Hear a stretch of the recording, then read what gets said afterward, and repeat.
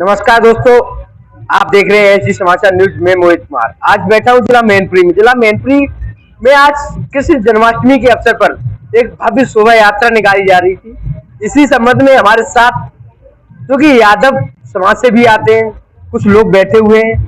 आइए इन लोगों से जान लेते हैं कि सर आज आपके शहर में श्री कृष्ण जन्माष्टमी बड़ी धूमधाम से मनाई जा रही है, शोभा यात्रा निकाली जा रही है। काफी संख्या में युवाओं ने, बुजुर्गों ने, सभी लोगों ने साथ देकर इसको सफल बनाने का प्रयास किया है। आप क्या कहना चाहेंगे इस अवसर पर? पहले तो मैं एचडी समाचार को धन्यवाद देता हूं जो इस प्रोग्राम को कवरेज कर रहे हैं। और कई प्रोग्रामों में मैंने आप लोगों को देखा है, काफी सहभागिता रहती है आप लोगों की। मैं जन्माष्टमी पर्व पर सभी लोगों को पहले शुभकामनाएं देना चाहता हूँ। ये कहना चाहता हूँ कि जन्माष्टमी पर्व ये केवल एक समाज का ही नहीं, सभी लोग इसको बहुत ही धूमधाम से मनाते हैं। भगवान श्री कृष्ण की जो लीलाएं हैं वो यहाँ से गुजरात कई जगह, द्वारका में कई जगह कहते रही हैं।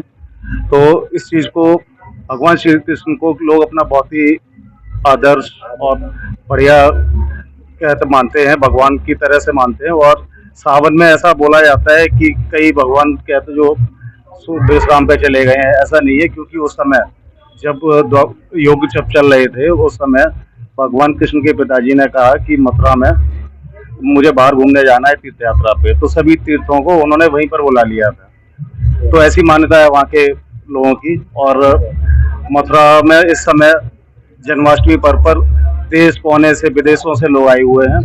काफी हर्षोल्लास है और काफी भक्ति भावना में लोग डूबे हुए हैं जन्माष्टमी पर। तो सर कहीं ना कहीं आप यादव समाज से आते हैं, आप श्री कृष्ण के वंशज हैं। कैसा गर्व महसूस करते हैं जब आपको कोई कहता है कि आप श्री कृष्ण के वंशज हैं? पहले तो मैं ये कह रहा हूँ कि हम लोगों को बहुत ही गर्व है, क्योंकि कुछ लोगों का कहना है कि यादव योनि में जो पैदा होता है इसके लिए बहुत अच्छे कर्म किए होंगे पहले, तभी ये इस कुल में जन्म हुआ है। तो मैं अपने को बहुत ही गौरवान्वित महसूस करता हूँ कि मैं यादव समाज में पैदा हुआ हूँ और मैं यादव समाज के बारे जो भी कहता है इसके बारे में है उसके प्रथा को आगे बढ़ाऊं और जो समाज मजबूती पैदा करूं अपने समाज के लिए, भगवान कृष्ण जी के लिए आदर्श मानते हुए हम लोग आगे बढ़ रहे हैं। सर श्री कृष्ण भगवान की वह कौन सी चीज है जो आप अपने जीवन में उसको उतारते हैं? भगवान श्री कृष्ण की कई चीजें हैं और उनकी कहते पूरी गीता में इतनी चीजें दी हुई हैं, अगर उसमें एक दो चीजों को भी लोग अपने जीवन में उतार लें, आचरण में ले लें, तो लोग बहुत कामयाब हो जाएंगे। जैसे उनका गीता में कई चीजें लिखी हुई हैं, तो बताना बहुत मुश्किल हो जाएगा, इस पे बहुत लंबा समय। बिल्कुल सर, आपने देखा कहीं ना कहीं युवा पीढ़ी जो है वो कहीं ना कहीं अपने पूर्वजों से, अपनी पुरानी बातों से भटक रही है। उन युवाओं के लिए आप क्या संदेश देना चाहेंगे और क्या अपील करना चाहेंगे इस जन्माष्टमी के पर्व पर? मैं उनसे यही कहना चाहूँगा कि हम लोग जो यादव समाज है बहुत ही मेहनत से पढ़ लिख के शिक्षित होके आया है और लोगों के बहकावे में ना आए, नशे से दूर रहें, पढ़ाई पर ज़्यादा ध्यान दें, जिससे मेहनत करें और आगे बढ़ें। जैसा कि हमारे साथ और भी लोग हैं जो कि यादव समाज से आते हैं और कहीं ना कहीं अपने क्षेत्र में अच्छी पकड़ बनाए रखे हैं और ग्राम प्रधान भी हैं। आइए इन लोगों से पूछ लेते हैं, सर कैसा आज की जो यात्रा निकली है, कैसा आपको इस यात्रा में अनुभव प्राप्त हुआ और पहले की अपेक्षा इस यात्रा में क्या खास बना? देखिए, भगवान यदुकुल शिरोमणि श्री कृष्ण की आज जन्माष्टमी है, उनका जन्म दिवस है आज। भगवान विश्वगुरु तो पहला ही हैं, राजनीतिक, धार्मिक और युद्ध नीति उनसे ज़्यादा अच्छी किसी की नहीं रही। तो भगवान कृष्ण के आज जन्मोत्सव के अवसर पर यादव समाज से पूरे जनपद का, बल्कि जहाँ जहाँ सूचना थी सब जगह के लोग आए, सम्मिलित हुए, बहुत हर्षोल्लास है और अन्य समाज के लोग भी इस यात्रा में शामिल हुए हैं। तो बहुत ही अच्छा दिन है, बहुत अच्छी यात्रा रही। सर आपने बताया सभी समाज के लोगों का साथ मिला। अभी हमने भी एक मुस्लिम समुदाय के लोग थे, उनसे भी पूछा तो उन्होंने कहा हमें बड़ा अच्छा लग रहा है, ये श्री कृष्ण जी सभी के भगवान है, ऐसा नहीं है। तो क्या लगता है कि सभी जातियों का जो विश्वास है जो सिर्फ भगवान श्री कृष्ण को लेकर है, ये कैसे प्राप्त हुआ? आखिर भगवान श्री कृष्ण ने ऐसा क्या कार्य किया था जैसे सारी जातियां उन पर विश्वास करती हैं? उन्होंने प्रेम का संदेश दिया है, प्रेम और मानवता का। प्रेम से जीवन यापन करिए, सबको मिलजुल कर रहिए और मानवता से रहिए। एक जो मानव धर्म होता है कि हम सबको दीन दुखियों की मदद करें, परेशान की मदद करें, इसी तरह यदा यदा धर्मस्य ग्लानिर्भवति भारत, जब जब वो हुआ है, उत्पीड़न हुआ है, गरीब कमजोर असहाय लोगों का, तब तक भगवान ने जन्म लिया है। तो भगवान कृष्ण जो है हमारे बीच में, हमारे समाज में, यदुकुल समाज में भगवान के रूप में जन्म लिया, उन्होंने प्रकट हुए थे। तो सब समाज की आस्था है भगवान के प्रति। प्रधान सर पर सिर्फ बहुत ही आपसे एक सवाल पूछेंगे, क्या शुभकामना संदेश देना चाहेंगे आप जन्माष्टमी के पर्व को लेकर, और खासकर यादव समाज से क्या अपील करना चाहेंगे? बहुत बहुत धन्यवाद रोहित जी। हमारी आपसे कई बार बात हुई है।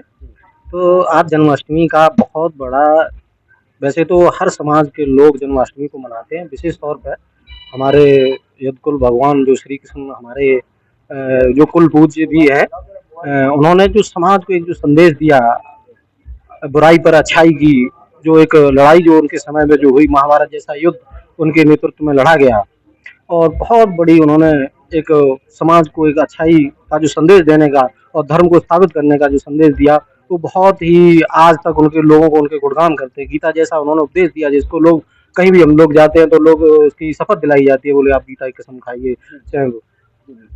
तो ये रहा है। और समाज आज आप देख रहे होंगे यहाँ मैनपुरी में जब जन्माष्टमी पहली बार, मेरे अंदाज में कई बार भी कार्यक्रम हुआ, लेकिन इतनी बड़ी संख्या में पहली बार लोग जुड़े और बड़ा उत्साह के साथ उन्होंने इस शोभा यात्रा को संपन्न कराने का काम किया।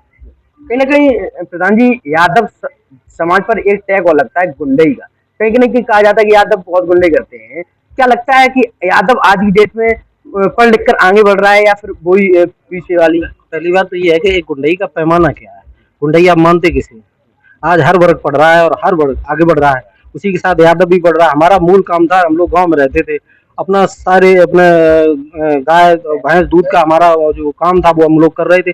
आज सारे अपने लोग बच्चों को पढ़ाने में लगे हुए और सब आगे बढ़ रहे हैं।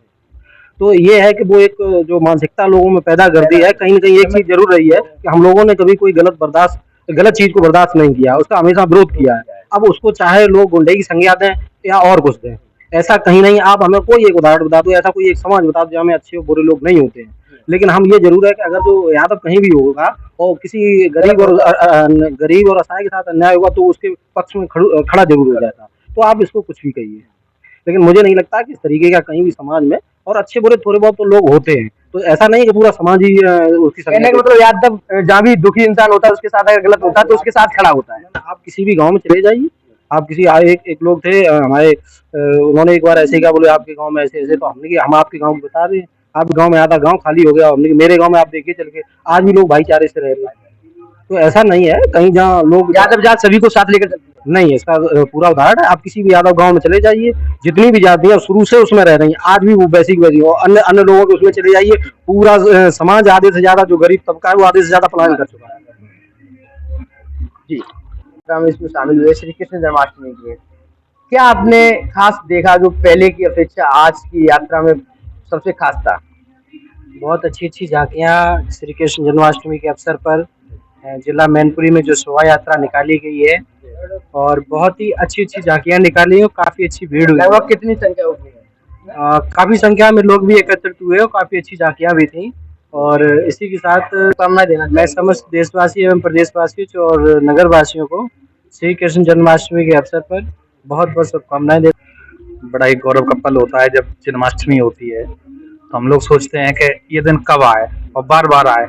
मैं तो सोचता हूँ जिस वंश में पैदा हुआ हूँ, रोज जन्माष्टमी हो, रोज हम कृष्ण के वंश में रहे और रोज पूजें, रोज जाने कि हाँ कृष्ण क्या है। युवाओं को क्या संदेश देना है? युवा पहले तो शिक्षित समाज बने, और आज का जो दौर चल रहा है वो सिवाय शिक्षा के और कुछ नहीं है। सबसे बड़ा संदेश यही है कि अपने आप को इतना शिक्षित करे, यादव समाज खास करके, कि जितना बैकवर्ड हमें बैकवर्ड बनाया गया, ये बैकवर्ड नहीं रहना चाहिए। शिक्षा वो शेरनी का दूध है जो पिएगा वो दाढ़ेगा। जो शिक्षा वो शेरनी का दूध है जो पिएगा वो दाढ़ेगा। और रही बात भगवान कृष्ण की, तो कृष्ण तो संपूर्ण ब्रह्म कृष्ण है।